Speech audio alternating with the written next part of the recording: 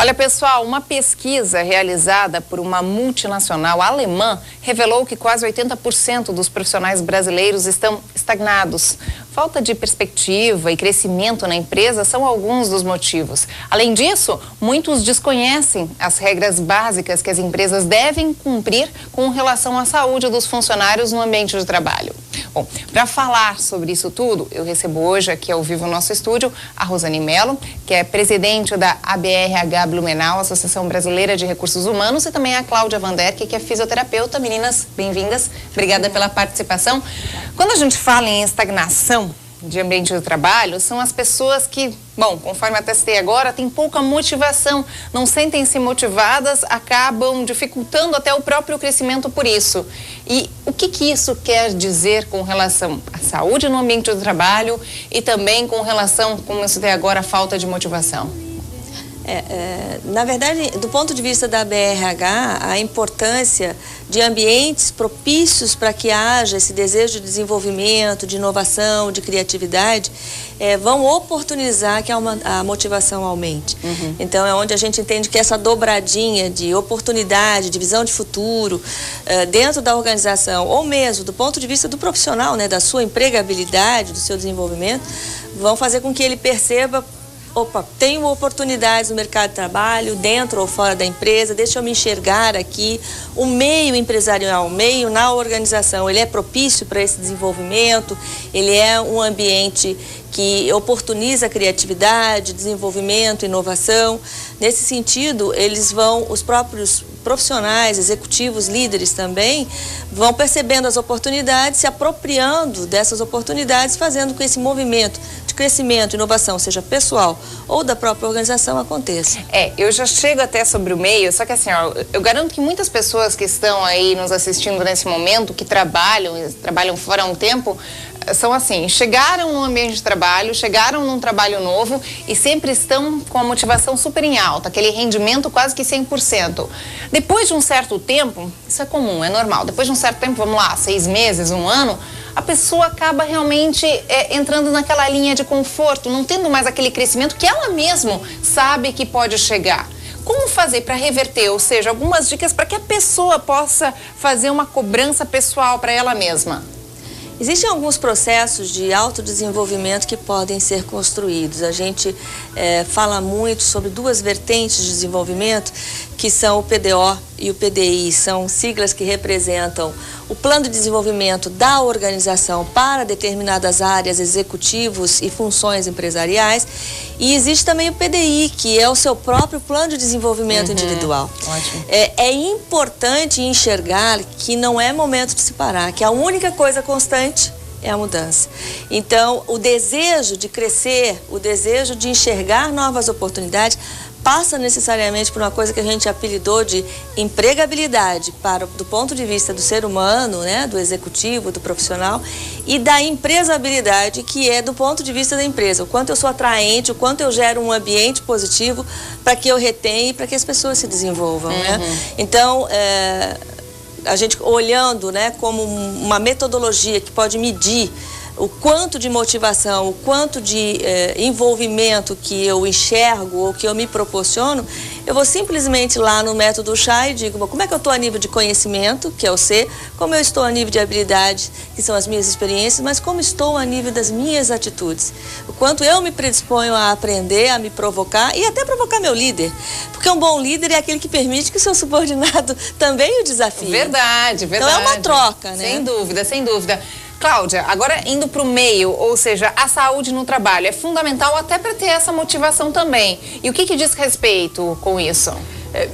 Pequenos detalhes podem fazer diferença no ambiente de trabalho, né? Se a pessoa se sente com liberdade, como a Rosane falou, com liberdade de conversar com o seu líder, de ver perspectivas de crescimento, só que ele tem que se sentir satisfeito naquele ambiente. Então, vários fatores fazem com que a pessoa se mantenha retida no ambiente ou até procure outro trabalho.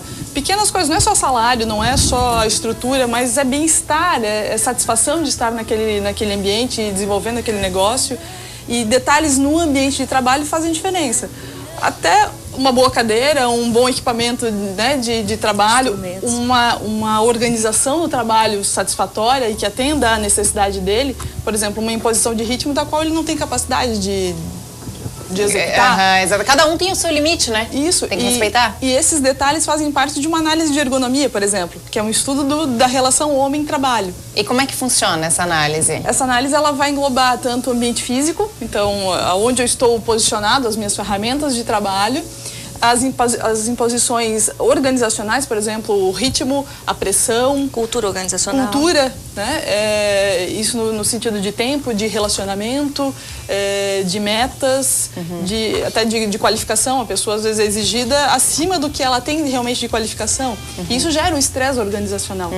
E o estresse pode a pessoa já não sente mais motivada? Exatamente, daí ela vai parar.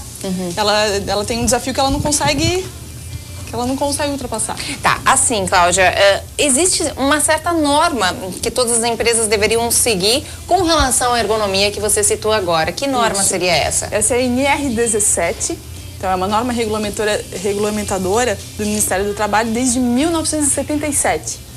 Então tem 35 anos que ela existe e muito pouco se fala ainda dela. Hoje em dia tem outras coisas que exigem a presença dela, como o INSS tendo as pessoas afastadas e com nexo técnicos positivos, que são as pessoas que vão para o INSS com um acidente de trabalho e muitas vezes não é. Então a empresa tem que comprovar que não é, justificando que seu ambiente está adequado para receber aquelas pessoas, né? O número enorme de afastamentos e processos judiciais contra as empresas. Então as empresas estão abrindo os olhos para essa questão, porque investimento na prevenção e em fornecer um ambiente que é adequado para o trabalho gera um retorno positivo, nesse sentido de proteção da empresa legalmente e no desenvolvimento das pessoas. Nas pessoas não tendo presenteísmo, por exemplo, que é a pessoa ali de corpo presente só, mas não executando bem o seu trabalho, não sendo produtivo. Tá, mas com relação justamente à ergonomia, eu volto lá. Você falou de cadeira, aí eu vou além, a gente falou anteriormente no outro bloco sobre iluminação, enfim. O que seria o certo num ambiente de trabalho? Eu sei que cada ambiente de trabalho tem o seu, cada profissão é diferente da outra e exige também, de repente, uma norma diferente da outra. O que seria, digamos, um padrão correto? Num escritório, por exemplo? Vamos lá. Uma mesa numa altura que me proporcione um bom posicionamento de membro superior em cima da mesa e que eu possa alcançar os meus pés no chão. Se isso não for possível, eu tenho que ter acessórios. Um apoio para pé, por exemplo, para apoiar bem meu pé. Digitar numa altura que seja confortável, tela na linha dos meus olhos, acessórios que posicionem bem os meus membros, um mousepad, um apoio para punho, o telefone do lado certo, do lado esquerdo, para eu deixar minha mão direita livre para digitar e escrever, né? Tudo que eu uso com muita frequência na minha área de alcance, sem que eu precise fazer isso ou isso, por exemplo, né? Que eu precise imobilizar minha coluna de uma forma que ela pode lesionar. Então essas condições mínimas aí do ambiente físico limitado a esse posto são essenciais. Um suporte de monitor ou de notebook, por exemplo, para quem usa notebook, né? E quem usa muito telefone, um headset. Então, ferramentas que têm custo baixo, mas que transformam um posto de trabalho administrativo. Uma iluminação que me dê uma boa claridade em toda a amplitude do meu posto. Ruído, dependendo do nível de atenção que eu tenho de exigência no meu trabalho. Se eu preciso programar um sistema, por exemplo, tem que ter muita atenção. Então, eu tenho que ter um isolamento acústico, ou uma sala mais fechada, ou um ambiente que as pessoas tenham menos ruído, né? Que não estejam falando muito ao telefone.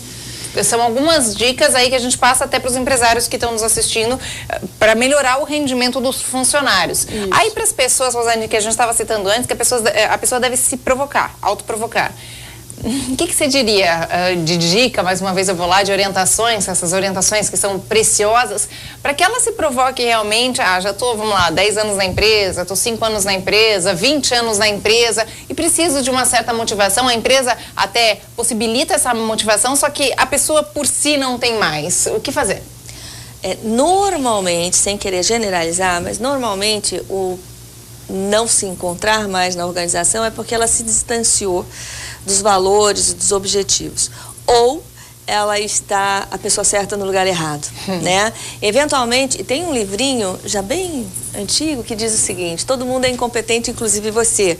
Porque há certos limites, ela colocava aqui, que são exigidos de determinado profissional e que ele não consegue entregar. Isso gera insatisfação, isso mais do que insatisfação gera insegurança, o que diminui o envolvimento dele na entrega, o envolvimento dele com o trabalho, gera a infelicidade no trabalho. A gente mede hoje, né, a felicidade no trabalho, e aí acaba desconectando o colaborador da empresa, do negócio, do resultado. A gente tem que se reavaliar constantemente.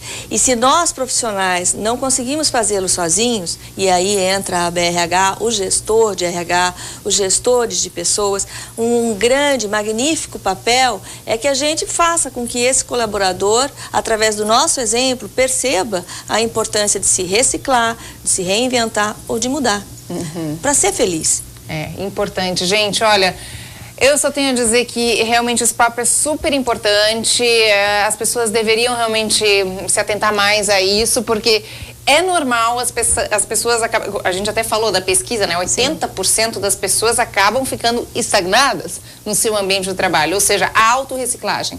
Sempre, né? Fazer cursinhos também, aprimorar nos estudos, sobre aquilo que está fazendo, ler sobre aquilo. Tudo isso eu acho que engloba. E tem uma coisa muito simples de se fazer que a gente tem exercitado bastante. Simples e que não é de alto investimento. Além de buscar o conhecimento teórico, que é o aporte de conhecimento através de treinamento, capacitação, desenvolvimento, faça benchmark. Conheça quem tem as melhores práticas na sua área. E você não precisa ser um líder, um gerente, um executivo para fazer. Você, como analista, como assistente, você pode procurar, poxa, mas naquela outra empresa estão fazendo alguma coisa diferente. Deixa eu aprender. Aprender é sempre a mola propulsora do crescimento, né? Seja pelo conteúdo teórico, seja pelas experiências práticas, as melhores práticas na região, que não necessariamente também precisam ser do mesmo segmento da sua empresa. Às vezes a gente fica pensando, poxa, mas eu sou profissional de compras, mas eu trabalho no setor têxtil, que é uma grande força econômica aqui da nossa região. Mas qual é o problema de eu conversar com quem é do segmento de varejo, com quem é do segmento vidreiro, enfim, os outros segmentos? Muitas vezes há coisas que a gente pode adaptar e fazer totalmente diferente. E essa mola de mudança, de inovação e de criatividade, com certeza vai mudar o humor e eles param de se estagnar, eles vão se movimentando e vão inventando aí novas oportunidades. E vamos reciclar. Gente, obrigada, tá? Obrigada, meninas, pela participação aqui no nosso programa.